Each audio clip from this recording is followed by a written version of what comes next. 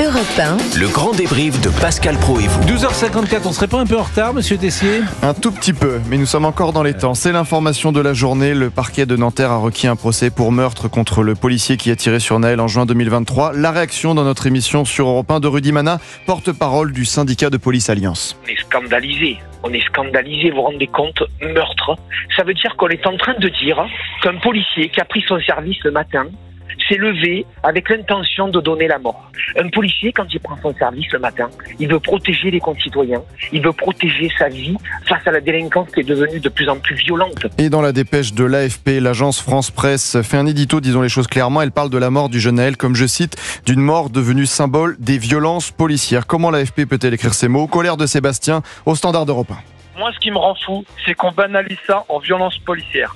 Ce monsieur n'a pas fait une violence policière, il y en a marre d'entendre des conneries pareilles. Ce monsieur a eu affaire à quelqu'un qui respectait pas la loi et qui, au demeurant, aurait pu très bien tuer, je sais pas moi, votre petit-fils avec votre mère qui le balade ou n'importe qui.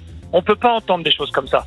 Si on ne respecte pas la loi, on joue avec la mort. C'est aussi simple que ça. La mère de Naël s'est dite soulagée par l'annonce des réquisitions. William Molinier du service police-justice d'Europe 1 a pu joindre l'avocat du policier auteur du tir, maître Laurent Franck-Liénard. Quand je lis ces réquisitions, j'ai bien peur que mon client se retrouve aux assises pour des raisons qui ne sont pas du tout des raisons juridiques et qui sont des raisons sociétales et politiques, ce qui serait véritablement détestable. Maître Laurent Franck-Liénard que vous pourrez entendre dans quelques minutes de nouveau dans le journal sur Europe 1 avec Céline Géraud ici présente. Merci cher Laurent Tessier. Céline Géraud, bonjour. Bonjour Pascal, il n'y a pas de bonjour chanson à tous. aujourd'hui. Non, il n'y a pas de chanson, mais c'est bien aussi de casser la routine, de sortir de sa zone de confort. On va évidemment revenir sur ce qui se joue en Europe, aux États-Unis avec cette suspension momentanée de l'aide militaire à l'Ukraine, la disparition de Jean-Louis Debré. Bien sûr. Nous y reviendrons évidemment largement. Et puis on ira également à Vannes où se poursuit le procès de Joël Le Squarnec, accusé de viol et d'agression sexuelle sur 299 patients.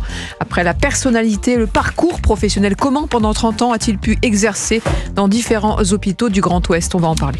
Merci. Et nous étions avec Laura André Boyer il y a quelques instants. Eh bien, elle sera l'invitée d'Isabelle Morizet samedi à 17h et je me devais de vous le dire. Il est 12h56. C'est terminé pour notre session, cher monsieur Fabrice? Oui, c'est fini. Vous allez pouvoir aller à la cantine. T'as parlé pour vous. C'est un homme qui ne pense qu'à manger, si vous voulez. Je vous assure. Dans le cerveau de Fabrice Lafitte. Oui. Bon, je vous embrasse parce que je vous aime beaucoup. Moi aussi, Pascal. Il est 12h56. Il faut aller manger, il faut traîner. À demain. On déjeune, on mange pas. On déjeune, on dîne. on déjeune. C'est les animaux qui mangent. C'était Pascal Praud de retour demain de 11h à 13h sur